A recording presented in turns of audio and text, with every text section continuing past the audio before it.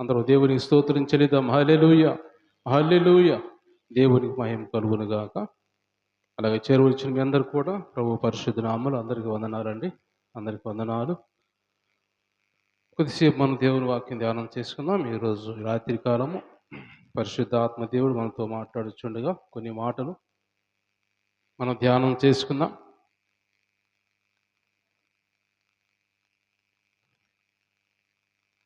ఆ పరిశుద్ధ గ్రంథం బైబిల్ నుంచి రాజులు రెండో గ్రంథము 5వ అధ్యాయము 20వ వచనం నుంచి చదువుకుందాం. 20 నుంచి కొన్ని వచనాలు చదువుకుందాం.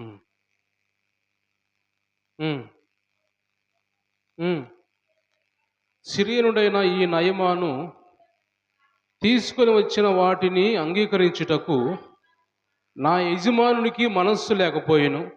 కానీ యెహోవా జీవము తోడు నేను పరుగెత్తుకొని పోయి అతన్ని కలుసుకొని అతని యొద్ద ఏదైనాను తీసుకుందును అనుకొని నయమానును కలుసుకున్నటకై పోవచ్చుండగా నయమాను తన వెనుక నుండి పరుగున వచ్చున్న వారిని చూచి తన రథం మీద నుంచి దిగి వారిని ఎదుర్కొని క్షేమమా అని అడిగాను. అతడు క్షేమమే అని చెప్పి చాలు చిన్న ప్రార్థన చేస్తున్నా, కళ్ళు మూసుకుందాం. దేవుడు ఈ వాక్యం ద్వారా మనతో మాట్లాడలాగా చిన్న ప్రార్థన చేస్తున్నా, కళ్ళు మూసుకుందాం. అలాగే పరిశుద్ధుడా, ప్రేమామయుడా, జీవాధిపతి అయిన దేవా, జీవము కలిగిన దేవా, పరిశుద్ధుడా, మీ శ్రేష్టమైన ఘనమైన నామాన్ని బట్టి మీకు వందనాలు, స్తుతులు, స్తోత్రాలు, కృతజ్ఞతలు చెల్లించుకున్నాం ప్రభువా. నువ్వునైనా గడిచిన కాలం అంతా కాపాడి మీ రెక్కల చాటును భద్రపరిచి ఈ రాత్రి కాలం మీ సన్నిధిలో వచ్చేది ప్రభా. ఈ విధంగా మీ నామాన్ని ధ్యానించడానికి ప్రభా పరిశుద్ధుడా మీరు ఇచ్చిన ఈ మంచి భాగ్యాన్ని బట్టి మీకు స్తోత్రాలు చెల్లించుకున్నాం. వచ్చిన బిడ్డలందరూ కూడా జ్ఞాపం చేసుకున్నాయా, దీవించండి, ఆశీర్వదించండి, ఆరోగ్యాలు ఇచ్చేయండి. మీ ఆత్మతో మీ వాక్యంతో అందరూ నింపమని ప్రార్థిస్తున్నాం ప్రభా. ఇదిగో తండ్రి పరిశుద్ధుడా, ఇదిగో నువ్వు చదవబడిన వాక్యం ద్వారా నాతో మాతో మీరు మాట్లాడి మీ నామాన్ని మీరు మహింపరచుకోమని యేసు పరిశుద్ధ నామములో ఈ ప్రార్థన అడిగి పొందుకొని ఉన్నాం తండ్రి, ఆమేన్. అందరూ దేవుని స్తోత్రం చెల్లిద్దాం. హల్లెలూయా, హల్లెలూయా. దేవునికి మహిమ కలుగును గాక. ప్రియమైన దేవుని బిడ్డలారా, మనం చదువుకున్న ఈ వాక్య భాగంలో రాజులు రెండో గ్రంథము 5వ అధ్యాయము 20వ వచనం నుంచి మనం కొన్ని వచనాలు చదువుకున్నాం. ఇక్కడ మనం చదువుకున్న వాక్య భాగములో దానికి ఎందుకు ఇలా చదువుకున్నాం, ఎవరి గురించి మనం చదువుకున్నాం అంటే, ఇక్కడ నయమాను ఒక కుష్ఠవ్యాధిగ్రస్తుగా ఉన్నప్పుడు అతను ఎలీషా ప్రవక్త దగ్గరికి వచ్చి ఎలీషా ప్రవక్త ద్వారా అది స్వస్థపడిన తర్వాత 7 సార్లు యోర్దాను నదిలో మునిగి లేచిన తర్వాత ఆయన కొన్ని కానుకలు తెచ్చి ఎలీషా ప్రవక్త ఇవ్వడానికి ప్రయత్నం చేసినప్పుడు ఎలీషా ప్రవక్త ఎంత మాత్రం కూడా తీసుకోడు. ఎందుకంటే నేను మాత్రం తీసుకున్నవి నాకు అవసరం లేదని ఆయన ఖండితంగా చెప్పినప్పుడు వచ్చిన నయమాను మరలా వాటిని తీసుకొని వెనక్కి వెళ్ళిపోతూ ఉంటాడు. వెనక్కి వెళ్ళిపోతున్నప్పుడు గెహాజీ, ఎలీషా ప్రవక్త నుండి ఒక శిష్యుడైన గెహాజీ ఏమనుకుంటాడంటే, ఏమిటి నా యజమానుడికి మనస్సు లేదు అట్టుకుంటే మంచిగా ఆశ తెస్తే ఐశ్వర్యం తెస్తే మంచిగా తీసుకొని దాచిపెట్టుకోవాల్సింది పోయి వద్దంటాడు ఏమిటి గెహాజీ అనుకుంటూ ఉంటాడు. ఎలీషా ప్రవక్త ఎంత మాత్రం తీసుకోడు. తీసుకొని వాటిని గురించి ఈయన వాటి మీద ఆశపడి వాటిని తీసుకోవాలి అని ఒక ఆశ వచ్చిందని. ఎప్పుడైతే ఆశ వచ్చిందో వెంటనే ఎలీషా ప్రవక్త తెలియకుండా పరుగెత్తుకొని అతను రథం మీద వెళ్తూ ఉన్నప్పుడు పరుగెత్తుకొని పోతూ ఉన్నాడు. అంటే ఆశపడి సొమ్ము కోసం లేకపోతే బంగారం కోసం దుస్తుల కోసం పరుగెత్తుకుంటూ పోతూ ఉన్నాడు. పరుగెత్తుకుంటూ పోతున్నప్పుడు వెంటనే నయమాను వెనుదిరుగు చూసినప్పుడు ఎవరో ఒక వ్యక్తి పరుగెత్తుకొని వస్తున్నాడని ఆపినప్పుడు గెహాజీ అబద్ధం చెప్పి నా యజమానుడు కొన్ని దుస్తులు కొంత బంగారము వెండి తీసుకురమ్మన్నాడు.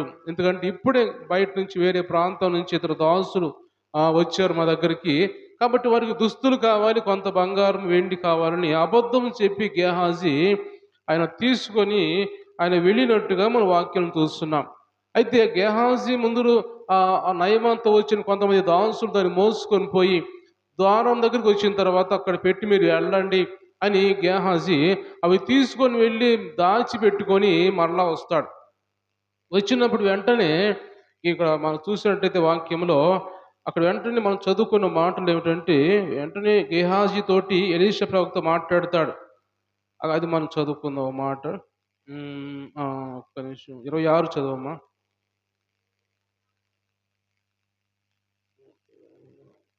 25 చదవమ్మా. 25 చదువు. అతడు లోపలికి పోయి తన యజమాని ముందర నిలవగా ఎలీషా వాణ్ణి చూసి, గేహాజీ, నువ్వు ఎచ్చటి నుండి వచ్చితివి అని అడిగినందుకు వాడు, నీ దాసుడైన నేను ఎచ్చటికి పోలేదా నేను. అంతటా ఎలీషా వానితో, ఆ మనుష్యుడు తన రథము దిగి నిన్ను ఎదుర్కొనుటకు తిరిగి వచ్చినప్పుడు నా మనస్సు నీతో కూడా రాలేదా? ద్రవ్యమును, వస్త్రములను, ఒలీవ చెట్ల తోటలను, ద్రాక్ష తోటలను, గొర్రెలను, ఎడ్లను, దాసదాసీలను సంపాదించుకున్నటకు ఇది సమయమా?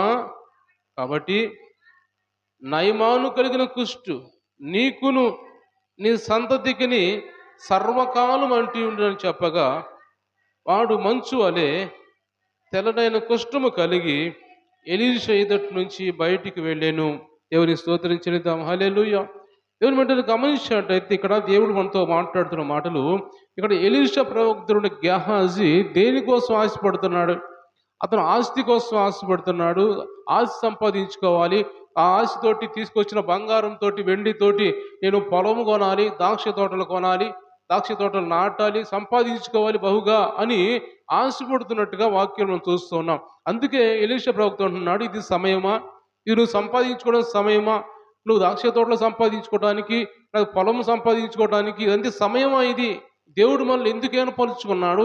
మనం ఎందుకు ఉన్నాం? నేను ఒక యజమానుడిగా, లేకపోతే నువ్వు ఒక దాసుడుగా, శిష్యుడిగా ఎందుకున్నాం?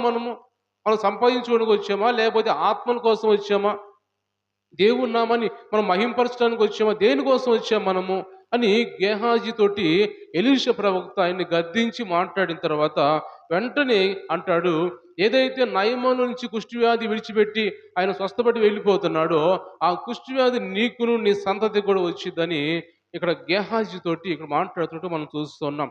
దేవుడు ఈరోజు మనతో మాట్లాడుతున్న మాటలు ఏమిటంటే, మనము దేనికోసం ఈరోజు ఆశపడుతూ ఉన్నాం? దేనికోసం ఆశపడి దేవుని సన్నిధికి వచ్చాం? దేవుని సన్నిధికి వచ్చి మనం దేవుడు ఏర్పరుచుకున్న తర్వాత, దేవుడు మనకు రక్షణ ఇచ్చిన తర్వాత మనం దేనికోసం ఎతకాలి? దేవుడిని మనము దేనికోసం ఆశపడాలి? ఏది అనుకుంటే మనం సంతోషంగా ఉంటాం? ఎవరు మనం తోడుగా ఉంటే మనం సంతోషంగా ఉంటాం? లేకపోతే ఈ లోకంలో ఉన్న ఆస్తులు, లేకపోతే బంగారం, వెండి, లేకపోతే ధనము, పొలములు ఇవన్నీ ఉంటే మనం సంతోషంగా ఉంటామా? లేకపోతే మన దేవుడు మనకు తోడుగా ఉంటే మనం సంతోషంగా ఉంటామా అనేది కూడా మనం ఆలోచన చేసుకొని దేవుడు మాట్లాడుతున్నాడు.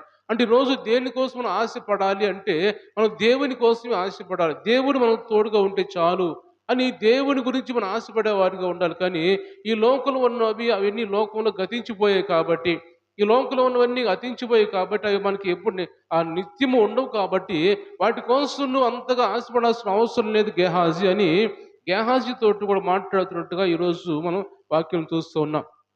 ఈరోజు మనతో కూడా దేవుడు మాట్లాడుతున్న మాటలు మనం దేన్ని సంపాదించుకోవాలి, దేన్ని మనం కూడగట్టుకోవాలి, యేసు ప్రభువుని మనం సంపాదించుకోవాలి, యేసు ప్రభు వైపు మనం ఆశతో చూడాలి. ఎప్పుడు ఆశతో చూస్తాం అప్పుడు దేవుడు మనకి సమృద్ధిని ఇస్తాడు, సౌకర్యం ఇస్తాడు, అన్నీ మనకి ఇస్తాడు. కానీ మనం ఇక్కడ గేహాజీని గురించి మనం చూస్తే వాక్యంలో ఆయన దేని గురించి ఆశపడ్డాడు?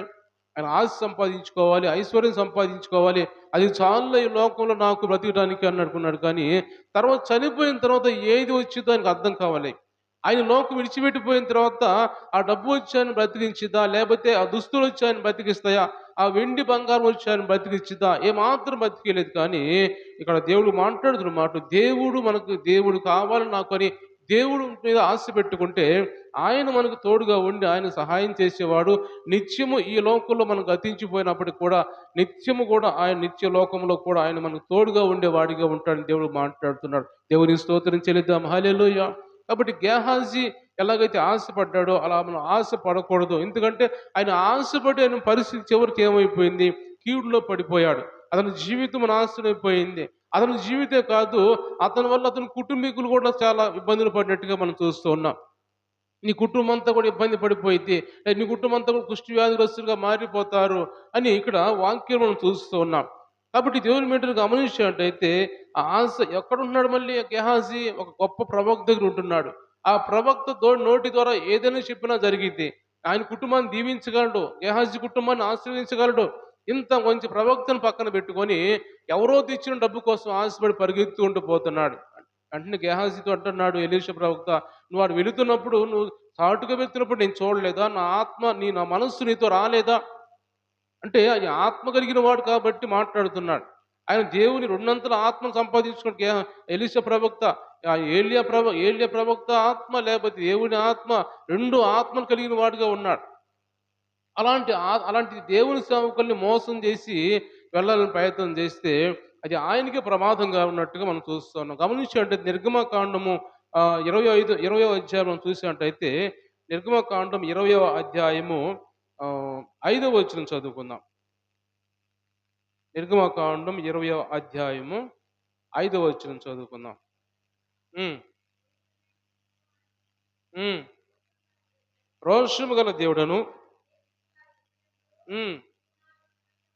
3-4 తరముల వరకు తండ్రుల దోషమును కుమారుల మీదకి రప్పించుచు నన్ను ప్రేమించి నా ఆజ్ఞలు గైకొని వారిని 1000 తరముల వరకు కరుణించువాడినై ఉన్నాను. దేవుని స్తోత్రం చెల్లిద్దాం. హల్లెలూయా. ఇక్కడ ఏది కావాలి మనకి? ఏది కోరుకోవాలి మనము? ఈ లోకంలో ఉన్న దాని కోసం మనం కోరుకోవాలా? 1000 తరాలు దాకా కూడా మనం కరుణించే దేవుని కోరుకోవాలా? దేనికోసం ఆశపడాలి మనం అంటే 1000 తరాలు దేవునితో ఉండేవారుగా మనం ఉండాలని ఆశపడాలని దేవుడు మాట్లాడుతున్నాడు. ఈ లోకం అశాశ్వతమిది. ఈ లోకం అశాశ్వతం. ఈ లోకం ఎప్పుడైనా గతించిపోయేదే. ఈ లోకం చాలా వాక్యాలను చూస్తూ ఉన్నాం. కొరింథీ రాసిన పత్రికలో 7వ అధ్యాయం మనం చూస్తే మొదటి పత్రిక అంటాడు అక్కడ, ఈ లోకం అనేది ఒక నటన అంటాడు. ఈ లోకం ఆశ గతించిపోతుంది అంటాడు. ఈ లోకము దాని ఆశ గతించిపోతుంది. ఈ లోకం అనేది ఒక నటన అని దేవుడు మాట్లాడుతున్నాడు. ఈ నటించే లోకంలో ఉన్నవన్నీ మనం కోరుకుంటున్నామా? ఈ లోకంలో ఉన్నవన్నీ కూడా మనం ఏం కోరుకుంటున్నామో అది బంగారం కావచ్చు, వెండి కావచ్చు, లేదా డబ్బు కావచ్చు, ఏదైనా కావచ్చు. ఈ లోకంలో ఉన్నది మనం కోరుకునేది అదంతా మట్టి అని దేవుడు మాట్లాడుతున్నాడు. అదంతా మట్టిలో నుంచి వచ్చేదే. దేవుని దాసుడు ఆయన పాట రాసి ఏం పాట అంటే, ఆశపడకు ఈ లోకం కోసం చెల్లెమని పాట ఒకటి. ఆశపడకు ఈ లోకం కోసం చెల్లెమ్మా, ఆశించేది ఏదైనా అది మట్టేనమ్మా, మనిషి ఆశించేది ఏదైనా అది మట్టేనమ్మా. ఏదైనా మట్టే. బంగారం మట్టిలో నుంచి వచ్చేదే, వెండి మట్టిలో నుంచి వచ్చేదే. డబ్బు కాగితం అనుకుంటున్నాం, ఆ కాగితాలు కూడా మట్టిలో నుంచి వచ్చాయే, చెట్టు నుంచి వచ్చాయే. ఏదైనా మట్టిలో నుంచి వచ్చేది మనం. అది మట్టిలో కలిసిపోయింది మరలా ఒక రోజున. అదంతా మట్టిలో కలిసిపోయింది. మనిషే కాదు, ఈ లోకంలో ఉన్నవన్నీ ఒక రోజు మట్టిలో కలిసిపోయాయి. ఆ కలిసిపోయే వాటి కోసం ఎందుకు ఆశపడి పరిగెత్తున్నాం?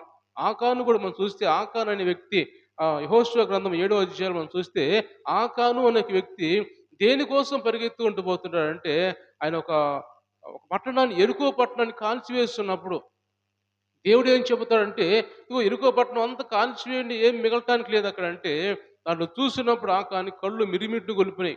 ఎందుకంటే బంగారం కనబడుతుంది, షినార్ వస్త్రాలు కనబడుతున్నాయి, చాలా ఖరీదైన వస్త్రాలు అవి.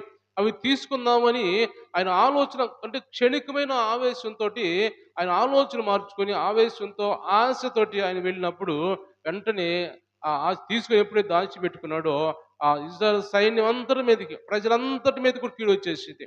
ప్రజలందరి మీదకి శాపం వచ్చేసింది. ఆ శాపం ఎందుకు వచ్చిందో అర్థం కాని పరిస్థితి వాళ్ళకి. ఆ శాపం ఎందుకు వచ్చిందో వాళ్ళకి అర్థం కాక అందరిని పిలిచి అడుగుతూ ఉన్నప్పుడు ఒక్కొక్కళ్ళు గోత్రాలు బయటపడుతూ ఉంటాడు. మాట మనం చదువుకున్నట్టయితే 7వ అధ్యాయం యెహోషువ గ్రంథం మాట ఒకసారి చదువుదాం. యెహోషువ గ్రంథం 7వ అధ్యాయంలో మనం చూస్తే 19వ వచనం చదువుకుందాం. 7:19 చదువుకుందాం. హ్మ్. హ్మ్. అప్పుడు యెహోషువ ఆకానుతో, నా కుమారుడా, ఇజ్రాయేలు దేవుడైన యెహోవాకు మహిమను చెల్లించి ఆయన ఎదుట ఒప్పుకొని నువ్వు చేసిన దాన్ని మరుగు చేయక నాకు తెలుపుమని నిన్ను వేడుకొనుచున్నానని చెప్పగా, ఆకాను యెహోషువతో, ఇజ్రాయేలు దేవుడైన యెహోవాకు విరోధముగా నేను పాపము చేసింది నిజము. దోపుడు సొమ్ములో ఒక మంచి షినారు పై వస్త్రమును, 200 తొలమల వెండిని, 50 తొలమల ఎత్తుగల బంగారు కమ్మిని నేను చూసి వాటిని ఆశించి తీసుకొని దేనికోసం ఆశించాడంట? దేనికోసం ఆశపడ్డాడు? బంగారము, వెండి, చినారు వస్త్రములు. వస్త్రముల కోసం ఎక్కడైతే గెహాజీ దేనికోసం ఆశపడ్డాడో, ఇక్కడ ఆకాను కూడా అదే దానికోసం ఆశపడ్డాడు. గెహాజీ కూడా వెండి, బంగారు వస్త్రముల కోసం ఆశపడ్డాడు. ఇక్కడ ఈ ఆకాను కూడా వెండి, బంగారము, వస్త్రముల కోసమే ఆశపడ్డాడు. ఇవి సంపాదించుకోవడం చూస్తున్నాడు. అవి తీసుకుంటే చాలా డబ్బొచ్చిద్ది. నేను అమ్ముకోవచ్చు. తర్వాత ధనవంతుడినైపోవచ్చు నేనని ఆశపడ్డాడు. కానీ అది మనుషులు చూడకపోయినా దేవుడు చూశాడు. దేవుడు చూసి ఇజ్రాయెల్ సైన్యం దాదాపు 20-30 లక్షల మంది ప్రజల మీదకి శాపం వచ్చింది ఒక్కడి వల్ల. ఒక్కడి వల్ల అందరి మీదకి శాపం వచ్చింది. ఒక చిన్న దేశం మీద జయించాలని పోతే ఆ దేశం చిన్న దేశం వచ్చి వీళ్ళ మీద దాడి చేసి వీళ్ళని చంపుతున్నట్టుగా మన వాక్యాలు చూస్తాం. హాయి అనే ఒక పురం మీదకి పోతే ఆ పురంలో ఉన్న మనుషులు వచ్చి వీళ్ళని చంపుతున్నారు, కానీ వాళ్ళని ఏం చేయలేకపోతున్నారు. ఎందుకు ఇలా జరుగుతుంది? యెహోషువ సాష్టాంగపడి దేవుని దగ్గర ప్రార్థన చేస్తూ ఉన్నాడు. ప్రభువా, ఎందుకు ఇలా జరుగుతుంది? మాకు అంతే జయమే కదా, ఒక చిన్న దేశాన్ని ఏం చేయలేకపోతున్నామా, ఎందుకు ఇలా జరిగిందంటే మీలో పాపం ఉంది, జాగ్రత్త చూసుకోండి అంటాడు దేవుడు. దేవుని స్తోత్రం చెల్లిద్దాం. హల్లెలూయా. ఒకరు చేసిన పాపం వల్ల అందరి మీదకి వచ్చేసింది శాపం. ఈరోజు దేవుడు మనతో మాట్లాడుతూ మనం ఒక్కలం చేసిన, మన కుటుంబ సభ్యుల్లో మనం ఒక్కలం చేసిన పాపానికి, మనం ఒక్కలం చేసిన దోషానికి, దేనికోసం ఆశపడి మనము దేవుని దూరం చేసుకొని దేవుని విడిచిపెట్టి మనము అబద్ధాలాడి మనము సంపాదించుకోవడానికి, లేకపోతే ఆస్తులు, ఐశ్వర్యాలు, బంగారు, వెండి ఇవన్నీ సంపాదించుకు మనం పోయేమో, అవన్నీ కూడా అవి సంపాదించుకున్న అన్నీ కూడా మనకు ఉండవు. అన్నీ మన నుంచి ఒకరోజు దూరం అయిపోతాయి అని ఇక్కడ దేవుడు మనతో మాట్లాడుతున్నాడు. అవి కాదు మనకు ముఖ్యం కాదు, కానీ మనము దేవుడు మనకు ముఖ్యము, దేవుని సన్నిధి మనకు ముఖ్యము.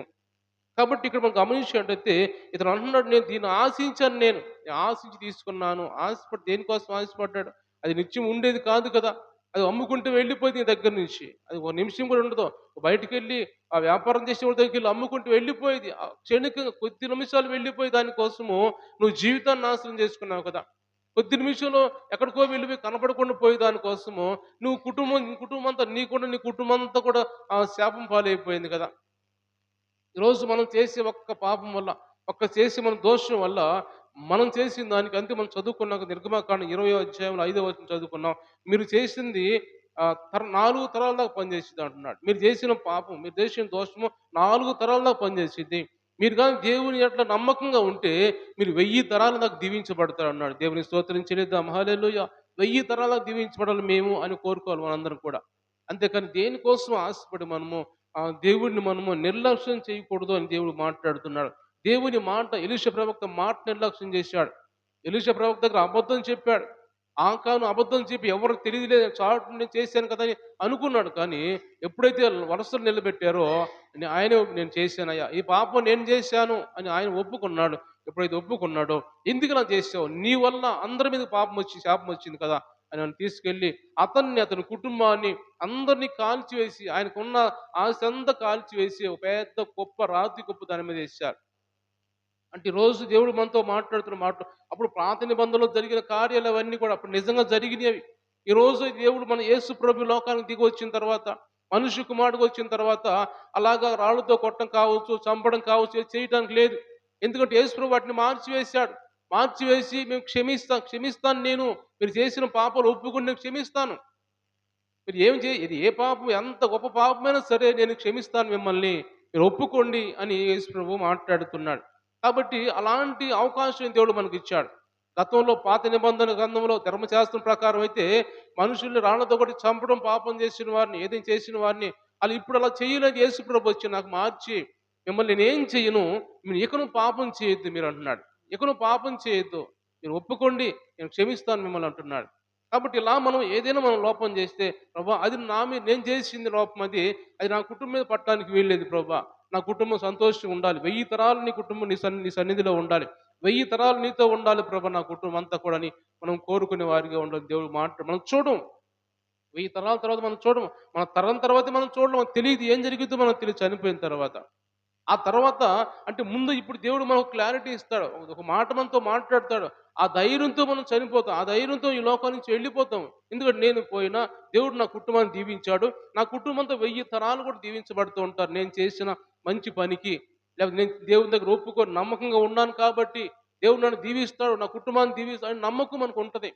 కాబట్టి అలాగ మనం దేవుని సన్నిధిలో నమ్మకంగా ఉండేవారిగా ఉండాలని దేవుడు మనతో మాట్లాడుతున్నాడు. కాబట్టి దేవుని బిడ్డలు గమనించినట్టయితే ఈరోజు దేవుడు మనతో మాట్లాడుతున్న మాటలు మనం చూస్తే ఒక మాట చదువుకుందాం దేవుని వాక్యం నుంచి. యోహాను రాసిన మొదటి పత్రిక 2వ అధ్యాయము 15 వచనం చదువుకుందాం. యోహాను రాసిన మొదటి పత్రిక 2వ అధ్యాయము. ఉమ్, ఉమ్. ఎవడైనా లోకం ప్రేమించిన ఎడల ఉమ్, లోకములో ఉన్నదంతయు అనగా శరీరాశయు, నేత్రాశయు, జీవపు డంబమును తండ్రి వలన పుట్టినవి కావు, అవి లోక సంబంధమైనవే. లోకమును తన ఆశయు గతించిపోవచ్చున్నవి గాని దేవుని చిత్తము జరిగించువాడు నిరంతరము నిలుచును. దేవుని స్తోత్రం చెల్లిద్దాం. హల్లెలూయా. దేవుడు మాట్లాడుతున్న మాటలు దేవుని బిడ్డారా, ఈ లోకములను లోకములో ఉన్న వాటినైనా ప్రేమించకండి. ఎవడైనా లోకం ప్రేమిస్తే తండ్రి ప్రేమ వారిలో ఉండదు. లోకంలో ఉన్నదంతా కూడా శరీరాశ, నేత్రాశ, జీవపు డమం. ఇవి తండ్రి వలన పుట్టినవి కావు, ఇవి లోక సంబంధమైనవే. కాబట్టి లోకము తన ఆశ గతించిపోతున్నా కాబట్టి దేవుని చిత్తం జరిగించేవాడు నిరంతరం నిలుస్తాడు, నిత్యము నిలుస్తాడు అని దేవుడు మాట్లాడుతున్నాడు. దేవుని స్తోత్రం చెల్లిద్దాం. హల్లెలూయా. కాబట్టి నిత్యము నిలిచేవారిగా, నిత్యము దేవుని సన్నిధిలో ఉండేవారిగా మనం కోరుకోవాలి. ఆయన చిత్త ప్రకారం చేసేవారికి మనం ఉండాలి. నీ చిత్త ప్రకారం ఏం చేయాలి ప్రభా, మీ చిత్త ప్రకారం మా జీవితం ఉండాలి ప్రభా అని మనం కోరుకున్నట్టయితే నిరంతరం ఆయన సన్నిధిలో ఉండేవారిగా ఉంటాం. ఎందుకంటే ఈ లోకము తన ఆశ గతించిపోతుంది. ఈ లోకం ఒక రోజు గతించిపోయే పరిస్థితులు చూస్తున్నట్టు ప్రపంచంలో యుద్ధం జరుగుతున్న దేశాలు చూస్తుంటే భయంకరంగా దేశాలు నాశనం అయిపోతూ ఉన్నాయి. దేశాలు బాంబుల వల్ల అసలు కనపడకుండా బూడిదైపోతున్న పరిస్థితి చూస్తూ ఉన్నాం రోజు రోజు కూడా. అలాంటి పరిస్థితులు జరుగుతున్నప్పుడు ఎప్పుడు ఏమీ జరిగినా కానీ దేవుడు మాట్లాడుతున్నాడు. మనము దేవుని సన్నిధిలో ఆ లోకం వైపు చూడకుండా దేవుని వైపు మనం చూస్తే దేవుడు మనకు సహాయం చేసేవాడిగా, ఆయన నిత్యము నిలిచేవాడిగా, నిత్యము ఆయనతో ఉండేవాళ్ళగా మనం ఉంటామని పరిశుద్ధాత్మ దేవుడు మనతో మాట్లాడుతున్నాడు. మరొక మాట మనం చూసినట్టు దేవుని వాక్యంలో ఆ కీర్తన గ్రంథం మనం చదువుకుందాం. కీర్తన గ్రంథము 130వ కీర్తన, 130వ కీర్తన 5వ చరణం చదువుకుందాం. 130వ కీర్తన 5వ చరణం. ఉమ్, ఉమ్, ఉమ్. ఆయన మాట మీద నేను ఆశ పెట్టుకొని ఉన్నాను. కావలివాడు ఉమ్,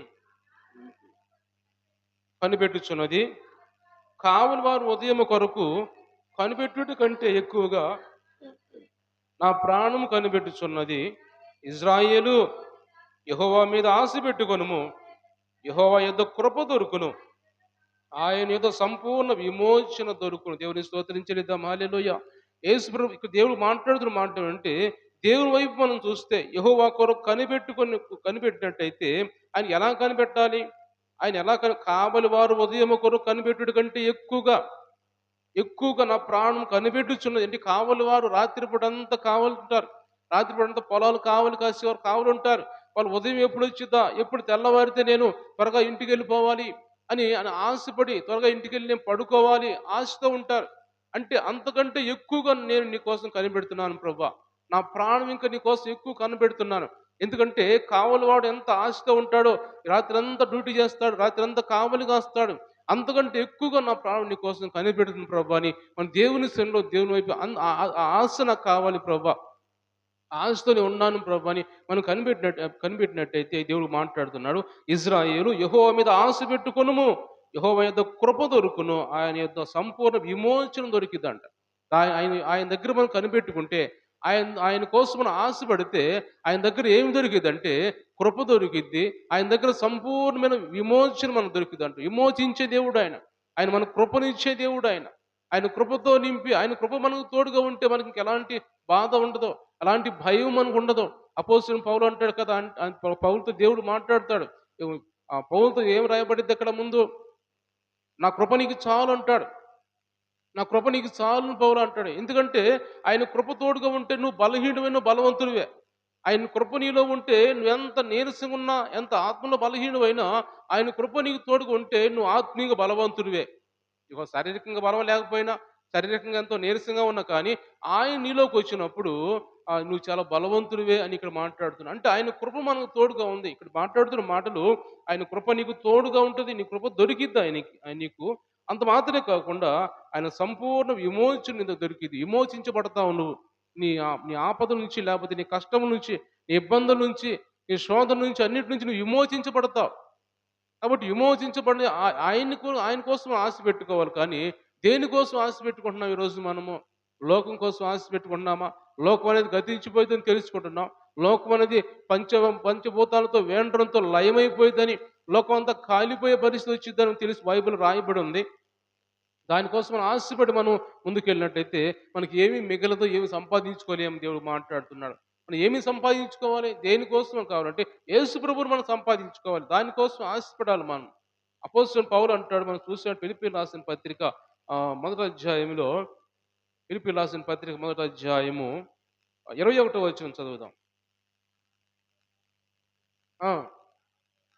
తావైతే లాభము, అయినను శరీరముతో నేను జీవించుటయే నాకున్న పనికి ఫలసాధనమైన ఎడల నేనేమి కోరుకుందో నాకు తోచలేదు. ఈ రెంటి మధ్య ఇరుకును బడి ఉన్నాను. నేను వెడలిపోయి క్రీస్తుతో కూడా ఉండవాలని నాకు ఆశ ఉన్నది. దేవుని స్తోత్రం చెల్లిద్దాం. హల్లెలూయా. యేసు ఇక్కడ అంటున్నాడు, పౌలు అంటున్నాడు, ఎక్కడ ఉండాలని ఆశపడుతున్నాడు? నేను క్రీస్తుతో కూడా ఉండాలని నాకు ఆశపడుతున్నాను.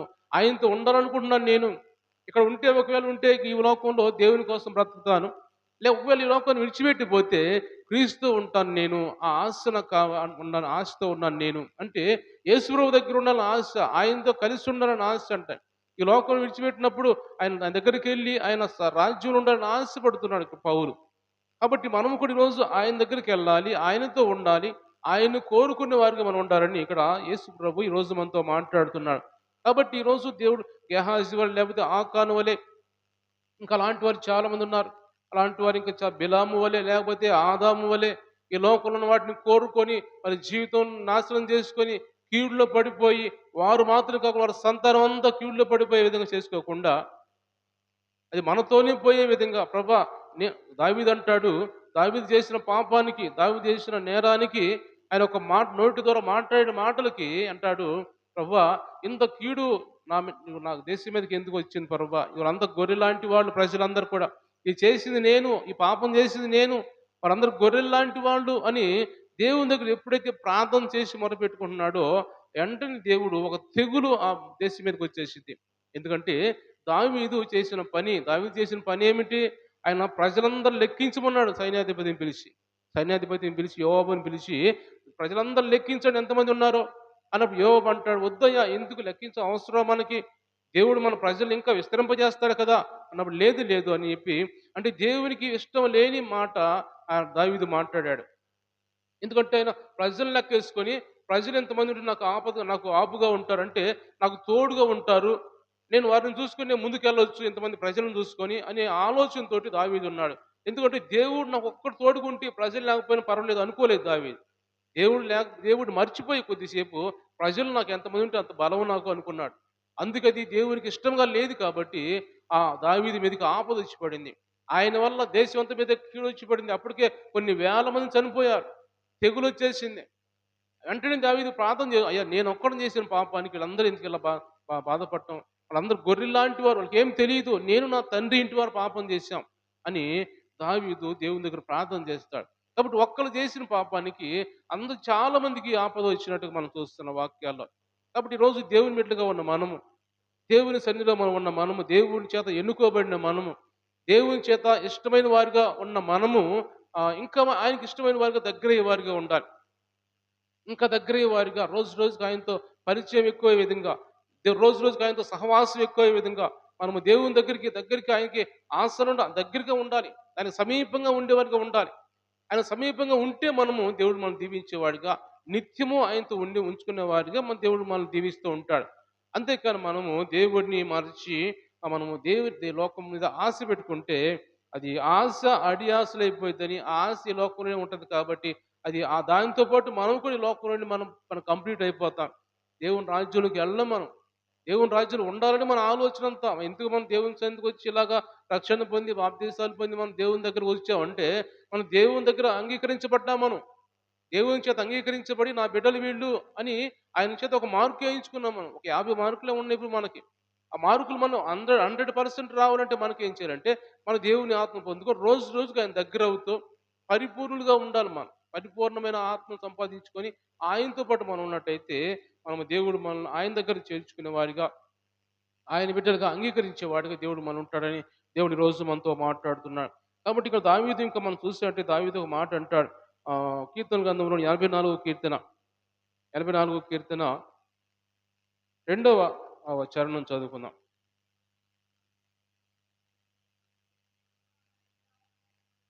యెహోవా మందిర ఆవరణము చూడవలనని హ్మ్. అది సొమ్మసిల్లుచున్నది. జీవము గల దేవుని దర్శించుటకు నా హృదయమును, నా శరీరమును ఆనందంతో కేకలు వేయుచున్నవి.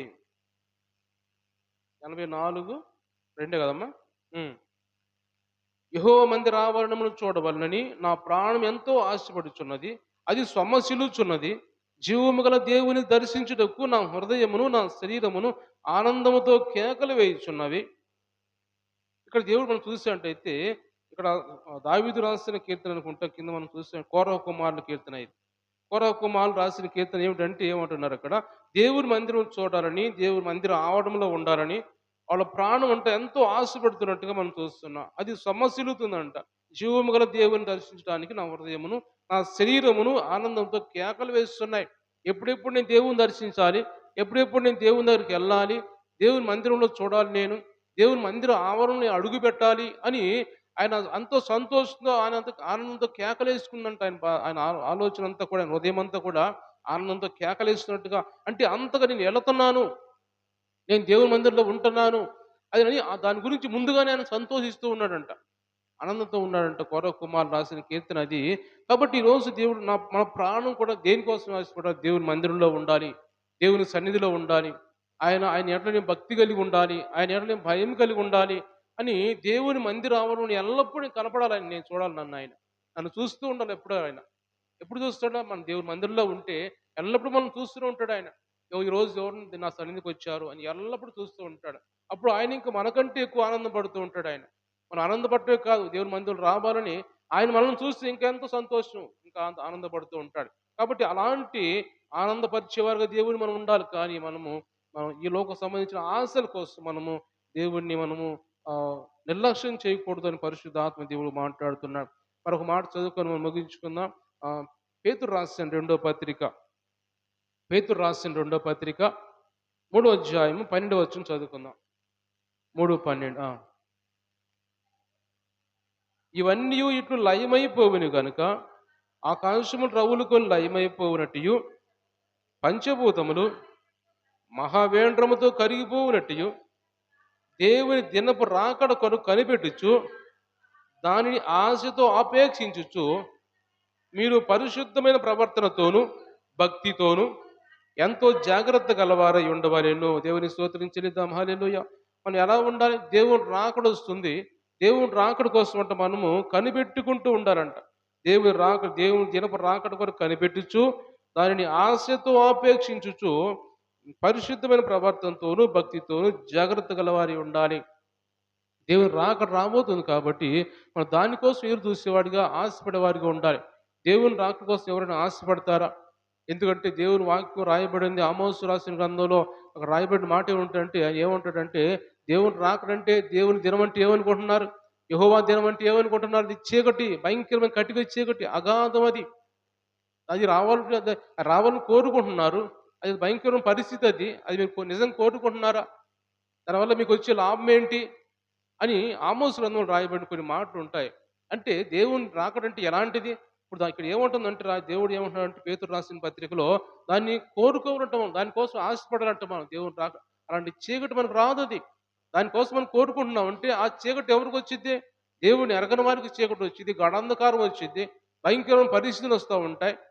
అలాంటివి మనకు రావు కదా. రక్షణ పొందిన మనకి ఎలాంటి వచ్చి దేవుని వెలుగు వచ్చింది మనకి. దేవుడు మనతో ఉంటాడు. దేవుడు మన కోసం వస్తాడు, తీసుకొని పోతాడు. అంత వెలుగే, చీకటి మనకు ఉండదు.